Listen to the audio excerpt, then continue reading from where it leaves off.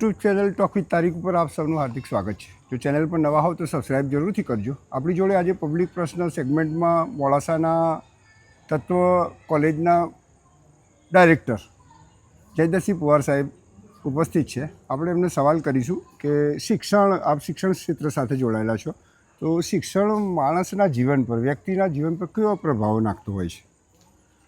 શિક્ષણનો કોઈ પર્યાય જ નથી.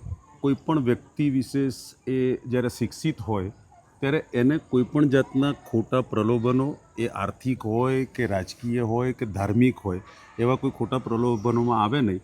અને સાચી વસ્તુ સ્થિતિનું ડીપ નોલેજ એની જોડે હોય એટલે એ કોઈ પણ વસ્તુનું અર્થઘટન પણ ખોટું ન થવા દે. એટલે અફવામાં ન જાય.